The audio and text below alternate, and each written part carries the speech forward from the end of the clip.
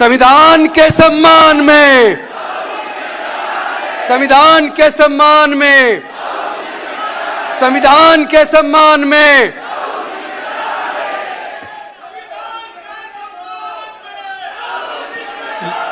लीलाताई चिताले जी, देवजी तोहफा जी, अनिल जैहिंद जी, डॉक्टर चौधरी जी, एडवोकेट असीम सरोटे जी, नगेश चौधरी जी, श्री फिरदौस मिश्रा जी, अशोक राय भागवकर जी, उमेश कोरम जी और civil society के हमारे सारे के सारे मेंबर्स, आपका मैं यहां स्वागत करता हूं। नमस्कार, कैसे हैं आप? ठीक है।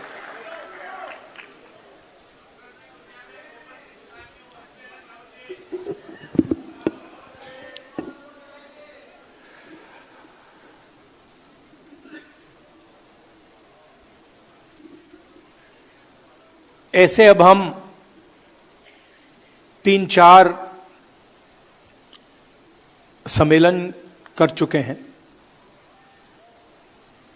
आपने आज डिस्कशन किया होगा, आपने अपने विचार रखे होंगे। अच्छा डिस्कशन होता है, एक प्रकार से क्लैरिटी और डायरेक्शन मिलती है। अभी आपने अंबेडकर जी और गांधी जी की बात की और हर सम्मेलन में अंबेडकर जी की बात होती है, गांधी जी की बात होती है, शिवाजी महाराज, महात्मा फूले जी, सावित्री फूले जी, संत तुकाराम जी, बहुत सारे नाम हैं, साहू महाराज जी, बिरसा मुंडा जी,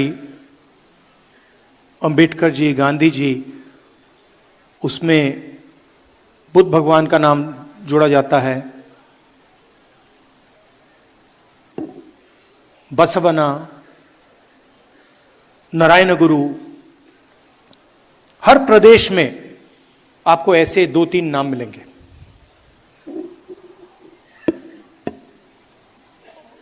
और फिर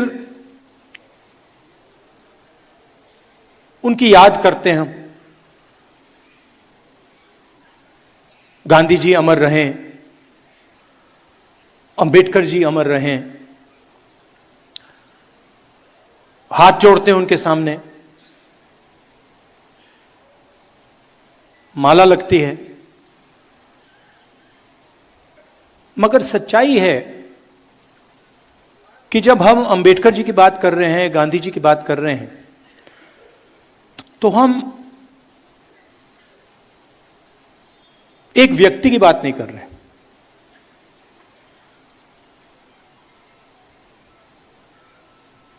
क्योंकि अगर हम अंबेडकर जी की बात करें तो अंबेडकर जी ठीक है एक फॉर्म थे, एक शरीर थे, मगर अंबेडकर जी के मुंह से सिर्फ उनकी आवाज नहीं निकलती थी। जब अंबेडकर जी बोलते थे तो करोड़ों लोगों की आवाज, करोड़ों लोगों की आवाज उनके मुंह से निकलती थी। अगर सिर्फ अंबेडकर जी की आवाज निकलती तो हम उनका याद नहीं करते। हम उनका याद इसलिए करते हैं क्योंकि जब अंबेडकर जी बोलते थे तो दूसरों का जो दुख था, दूसरों का जो दर्द था, वो उनके मुंह से निकलता था। मैंने उनकी किताबें पढ़ी हैं, चाहे एनालिसिस ऑफ सेल्फ हो, चाहे एनालिसिस ऑफ कास्ट हो, बुद्धिज्म पे, काफी पढ़ा है, और जब आप अंबेडकर जी को पढ़ेंगे तो दिखता है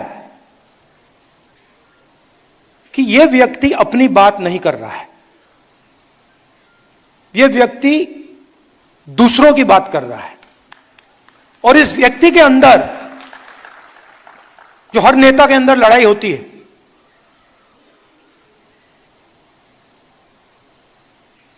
नेता के अंदर क्या लड़ाई होती है? नेता के अंदर मुझ में है, सब में है, मैं क्या चाहता हूं और जनता क्या चाहती है, इसके बीच में टेंशन होती है। अंबेडकर जी जैसे, गांधी जी जैसे लोग अपनी आवाज को बंद कर देते हैं और उनके मुंह से अपना दुख, अपना दर्द नहीं निकलता है। उनके मुंह से दूसरों का दर्द, दूसरों का दुख, दूसरे की आवाज निकलती है। तो जब हमने ये कॉन्स्टिट्यूशन, जब हमने, हिंदुस्तान ने, सिर्फ कांग्रेस पार्टी ने नहीं, सिर्फ महात्मा गांधी, जवाहरलाल नेहरू ने नहीं, हिंदुस्तान ने जब अंबेडकर जी से कहा कि अंबेडकर जी आप इस संविधान को बनाइए, कोऑर्डिनेट कीजिए, तो देश उनसे कह रहा था कि हम चाहते हैं कि इस संविधान में, जो इस देश में करोड़ों दलित हैं, जो उनका दर्द है, जो रोज उनको सहना पड़ता है, जो उनका दुख है, वो दुख, वो आवाज इस कॉन्स्टिट्यूशन में गूंजनी चाहिए। और वो काम अंबेडकर जी ने किया। अब लोग कहते हैं कि अंबेडकर जी ने ये कॉन्स्टिट्यूशन आजादी के एकदम बाद बनाया। तो मैं आपसे पूछना चाहता हूं, क्या इस कॉन्स्टिट्यूशन में फूले जी की आवाज नहीं है? इसमें बुद्ध भगवान की आवाज नहीं है? बसवना, फूले जी, सावित्री फूले जी, इन सब की आवाज नहीं है? तो ये जो है, जिसकी आज हम रक्षा कर रहे हैं, ये हजारों साल पुरानी किताब है। इसके अंदर जो सोच है, ये एक, हम कह सकते हैं कि ये मॉडर्न वर्जन है, 20th सेंचुरी का वर्जन है,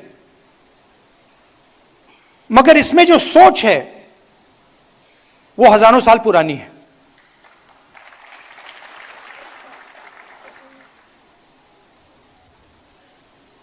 जो इसमें कहा जा रहा है, वही बुद्ध भगवान ने कहा, वही अशोक ने कहा, वही इन सब महापुरुषों ने कहा, वही अंबेडकर जी ने कहा, वही गांधी जी ने कहा। और इसके पीछे हिंदुस्तान का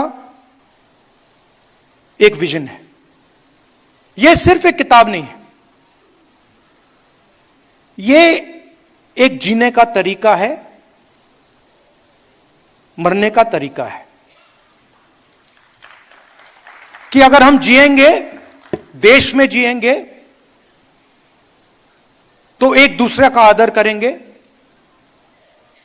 रिस्पेक्ट करेंगे, और जितनी जगह हम चाहते हैं उतनी ही जगह हम दूसरे को देने के लिए तैयार होंगे। इसमें कहीं नहीं लिखा कि एक व्यक्ति हिंदुस्तान की पूरा धन, हिंदुस्तान की पूरी शक्ति, हिंदुस्तान का भविष्य छीन सकता है।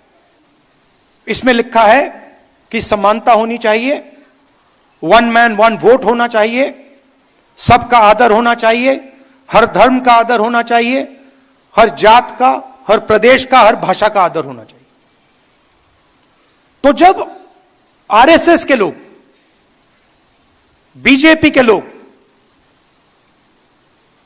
इस पर आक्रमण करते हैं, तो सिर्फ इस किताब पर नहीं कर रहे हैं आक्रमण,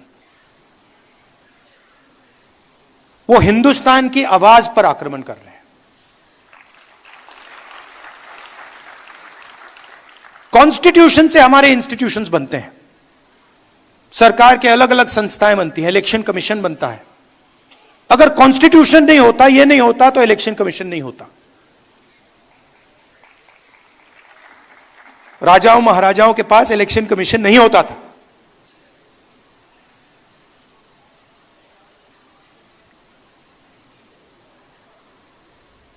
तो इससे हिंदुस्तान का education system, IIT, IIM, primary education system, secondary education system, यह सब निकलता है। पब्लिक अस्पताल यहां से आते हैं। इसको आप मिटा दीजिए, आपको एक पब्लिक अस्पताल नहीं मिलेगा, एक पब्लिक स्कूल नहीं मिलेगा, एक पब्लिक कॉलेज नहीं मिलेगा, सब गायब हो जाएगा।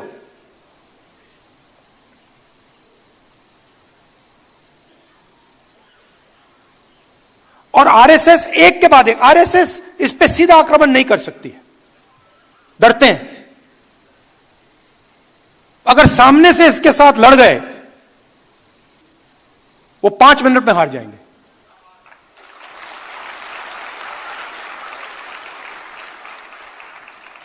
सामने से नहीं आ सकते। वो जानते हैं कि जिस दिन वो सामने से आ गए,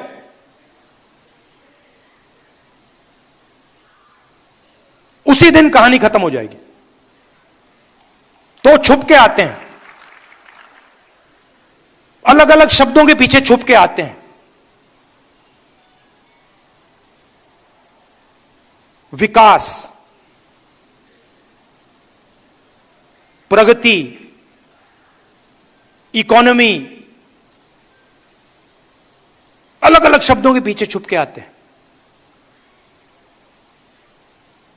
मगर लक्ष्य पीछे से इसमें छुरा मारने का है।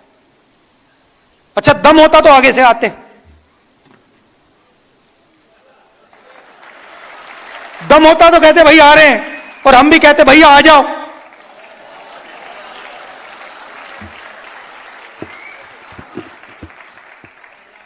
किसी ने बहुत अच्छी बात बोली मुझे 2-3 दिन पहले,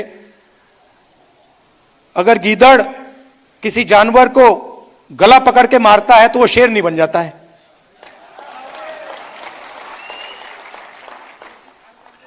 तो सामने से नहीं आते, पीछे से आते हैं, छुप छुप के आते हैं।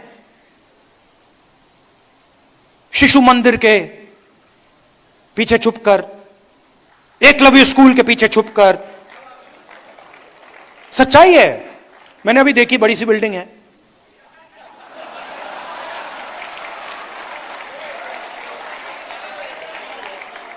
हजारों करोड़ की होगी जमीन।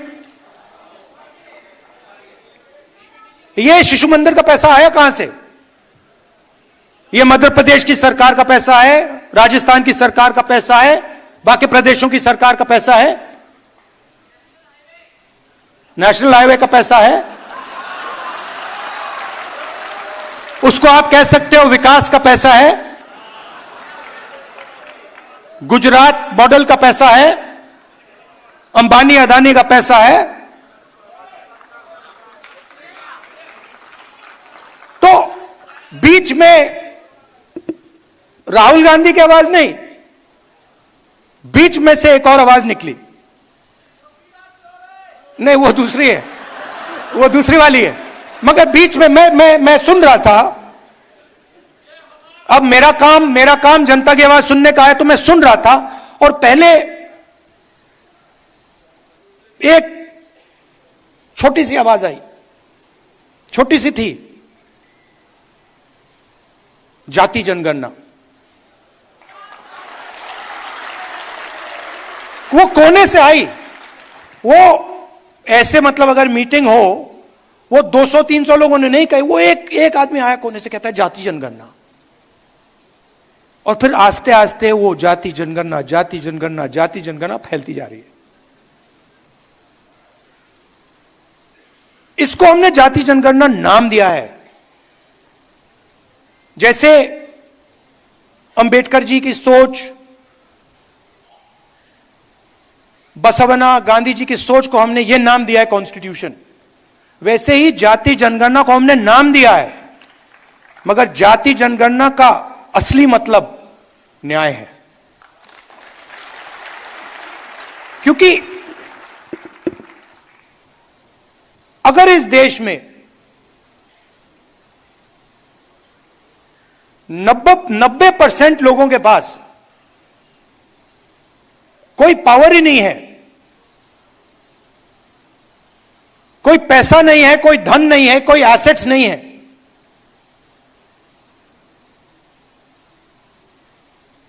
तो उनका क्या मतलब है?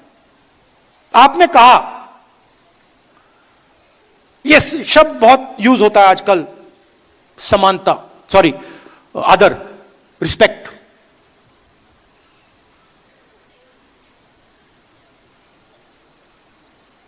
मेरी सोच है कि बिना पावर की, बिना धन के रिस्पेक्ट का क्या मतलब है?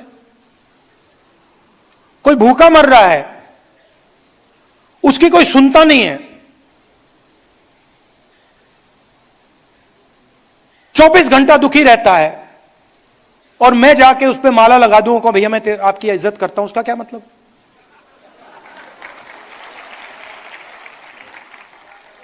उससे अच्छा उसे शक्ति दो, उसके लिए रास्ते खोलो,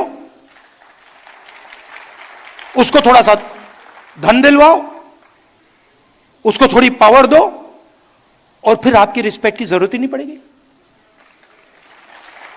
फिर वो अपने आप रिस्पेक्ट ले जाएगा, है ना?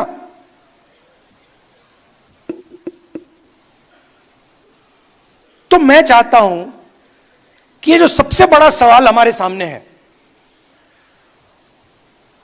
और ये छुपा हुआ है, इसकी झलकें दिखती हैं, हर रोज दिखती हैं। कल मैं रायबरेली में हमारी एक मीटिंग होती है, एमपीज की मीटिंग होती है, दिशा मीटिंग, उसमें गया। गलती से मैंने कह दिया भैया ये जो सब अफसर हैं अपना परिचय कर दीजिए।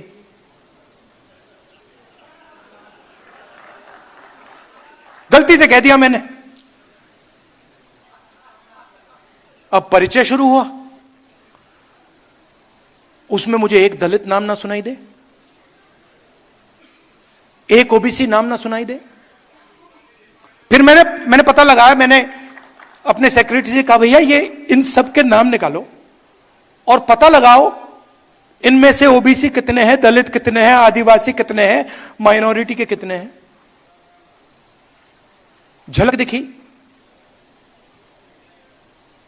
80%, एक दो कम्युनिटीज के, बाकी कोई नहीं। झलक दिखी।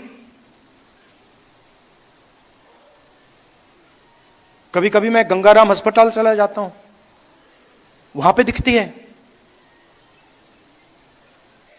वहां पे मैं ढूंढता हूं भैया ये कोई दलित डॉक्टर दिख जाए मुझे, एक आदिवासी डॉक्टर दिख जाए मुझे, एक ओबीसी डॉक्टर दिख जाए। कॉर्पोरेट इंडिया में देखता हूं भैया नाम मिल जाए एक, 500 कंपनियां हैं, 16 लाख करोड़ रुपया मोदी जी ने माफ किया है, 20-25 लोगों में मैं देखता हूं भैया इनमें से एक मिल जाए दलित, एक आदिवासी यहां मिल जाए। एक जनरल कास्ट का गरीब मिल जाए, ओबीसी मिल जाए, कोई नहीं मिलता। तो अगर आप देखना चाहते हो सब जगह दिखेगा।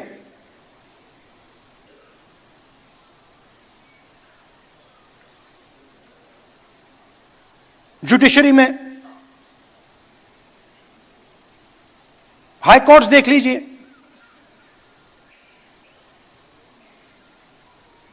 बड़े बड़े अफसरों को देखिए, 90% हिंदुस्तान उसमें आपको दिखेगा ही नहीं। और आजकल तो मैं मतलब डेटा का टाइम है, मैं तो निकालता रहता हूं। मेरे पास लिस्ट है, कभी मैं आपको दिखा दूंगा, चौंक जाओगे आप लोग, ये हो क्या रहा है।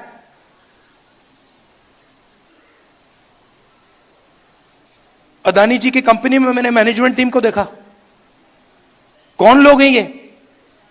उसमें आपको एक दलित नहीं मिलेगा, एक ओबीसी नहीं मिलेगा, एक आदिवासी नहीं मिलेगा। 5% लोग हिंदुस्तान को चला रहे हैं। स्टॉक मार्केट ऊपर जाती है, वही 5% को फायदा होता है।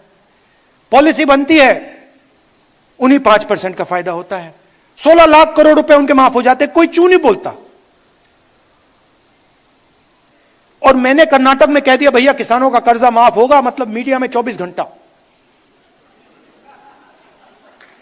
24 घंटा, ये देखो राहुल गांधी किसानों की आदत बिगाड़ रहा है, ये पागल हो गया, ये किसानों की आदत बिगाड़ रहा है। अच्छा भैया, आपने उन 25 लोगों की आदत नहीं बिगाड़ी कि 16 लाख करोड़ रुपए आपने पकड़ा दिए उनको।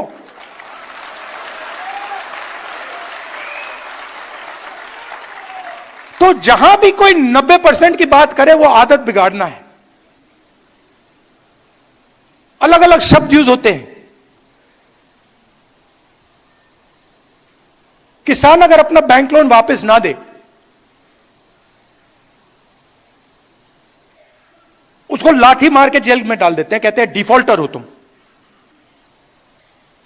कहते हैं ना। और अदानी जी 1 लाख करोड़ रुपए वापस ना दे तो उसको क्या कहते हैं?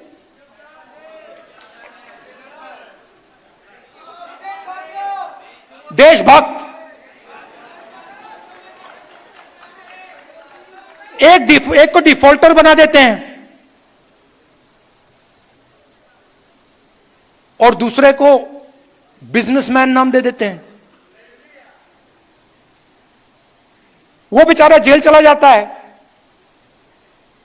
और ये प्राइवेट हवाई जहाज में मतलब विदेश जाता है। और इसको हिंदुस्तान में हम विकास कहते हैं। प्रगति, डेवलपमेंट, विकास, ये शब्द हैं। अरे भाई, किसका विकास, किसकी प्रगति, किसका डेवलपमेंट, ये भी बता दो।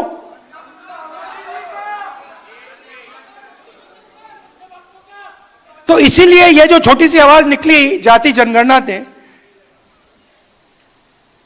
इसने मोदी जी की नींद बंद कर दी। नहीं, मेरे वजह से नहीं हुआ भैया, मैंने जो आपको बोला, ये मेरा काम, मैं एम्पलीफायर हूं।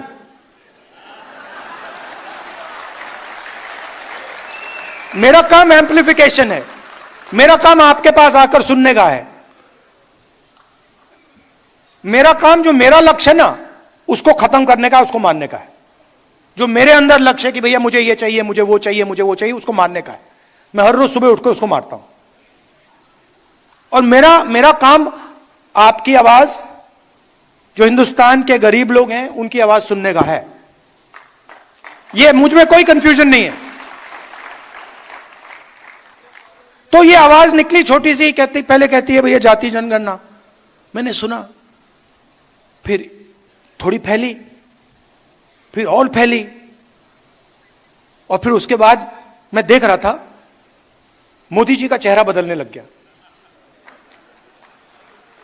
ये क्या हो रहा है? देश की जनता न्याय कैसे मांग रही है?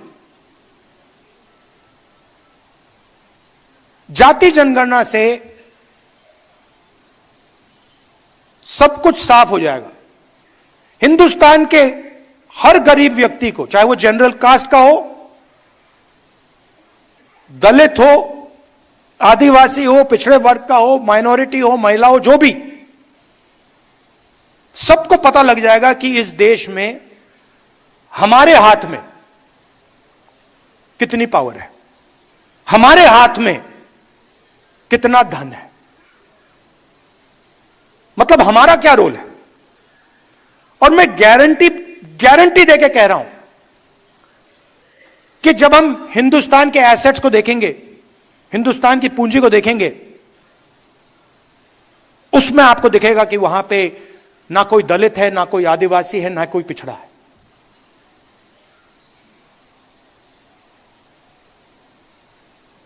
और ये जो जाति जनगणना है, ये जैसे मैंने आपसे कहा, ये किताब नहीं है, ये जीने का तरीका है, ये फिलॉसफी ऑफ लाइफ है। वैसे ही जाति जनगणना एक डेवलपमेंट का पैराडाइम है, एक डेवलपमेंट का तरीका है। कुछ दिन पहले एक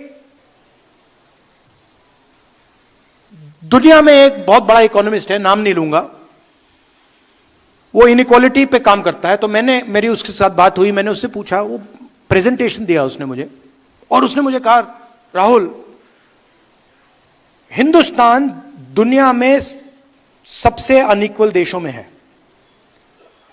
और फिर मैंने उनसे कहा, भैया आप एक बात बताइए, आपने हिंदुस्तान की एनालिसिस कर दी,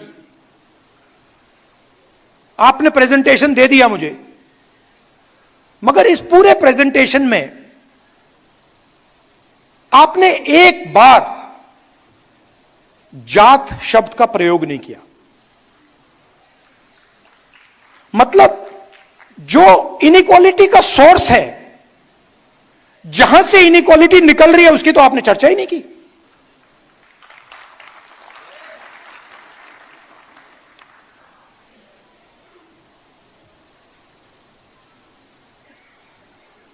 मेरे एक दो दोस्त हैं, कभी कभी बात हो जाती है, जनरल कास्ट के लोग हैं। तो एक दिन मेरा एक दोस्त कहता है, मुझे तो जात नहीं दिखती। मैंने कहा, तुझे कहां से दिखेगी?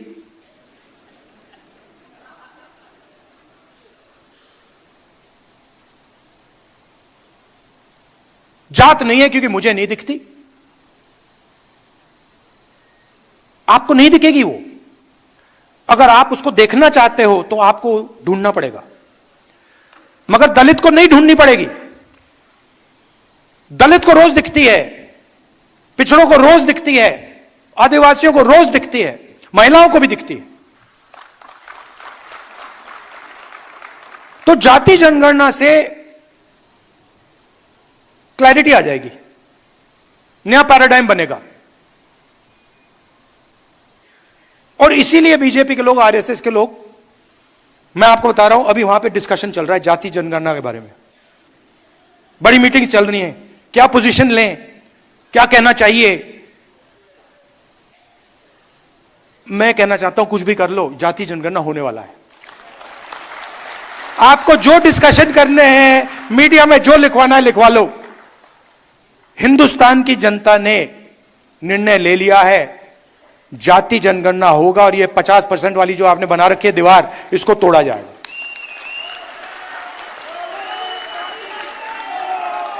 तो ये आस्ते आस्ते आवाज बढ़ती जा रही है, इसको रोका नहीं जा सकता। हमारा काम आपका काम एम्प्लीफिकेशन का है, समझाने का है कि देखिए, जाति जनगणना से संविधान बचेगा। अगर जनता को पता लग गया कि उनके साथ क्या अन्याय हो रहा है, तो वो एकदम इस किताब को पकड़ लेंगे और इसकी ये बच जाएगा। तो आप एम्पलीफायर हो, मैं भी एम्पलीफायर हूं, आप भी एम्पलीफायर हो। हमें देश को बताना है कि गरीबों के साथ, 90% लोगों के साथ इस देश में अन्याय हो रहा है, रोज होता है,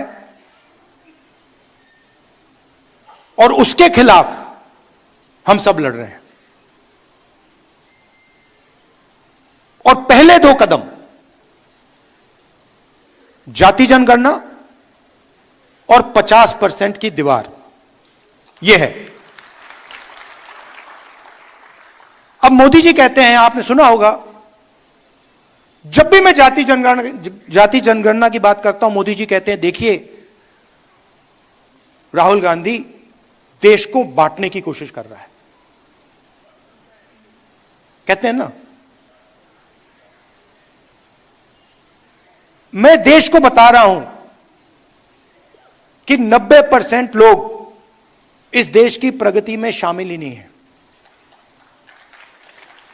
मैं देश को बता रहा हूं कि कॉर्पोरेट इंडिया में, मीडिया में, जुडिशरी में 90% लोग हैं ही नहीं। 100% करेक्ट।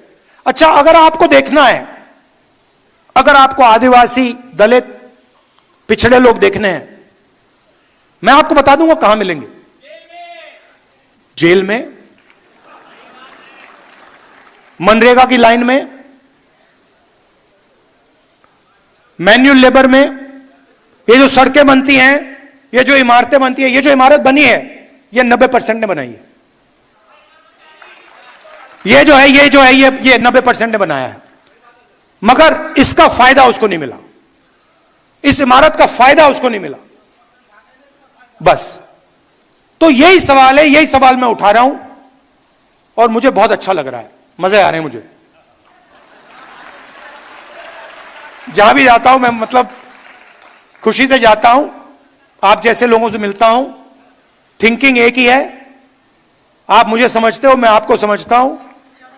मतलब मैंने इतना लंबा भाषण दे दिया, मैं आपको कह रहा हूं, अगर मैं यहां आके 2 मिनट बोल देता, आप समझ जाते। जो मैंने आधे घंटे में बोला है, आप 5 सेकंड में समझ जाओगे। सही पकड़े, आपकी नियत, मेरी नियत साफ है।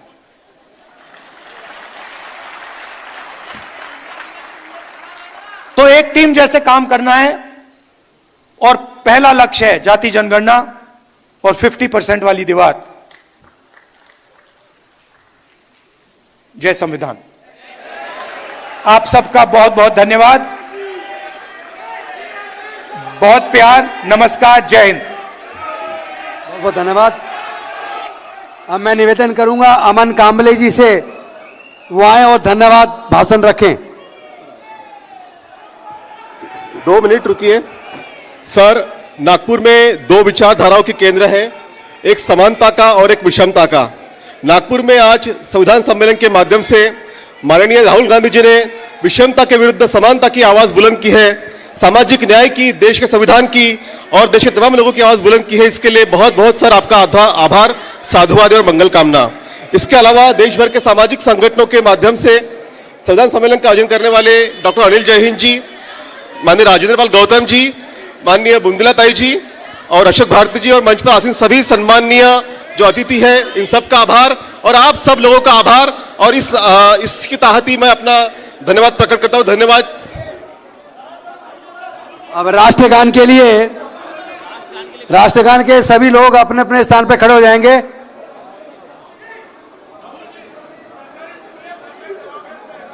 राष्ट्रगान के लिए मन अधिनायक जय हे भारत भाग्य विधाता, पंजाब सिंध गुजरात मराठा द्राविड उत्कल बंगा, विंध्य हिमाचल यमुना गंगा उच्चल जलधि तरंगा, तव शुभ नामे जागे, तव शुभ आशीष मांगे, गाहे तव जय गाथा, जन गण मंगलदायक जय हे भारत भाग्य विधाता, जय हे जय हे जय हे जय जय जय जय हे।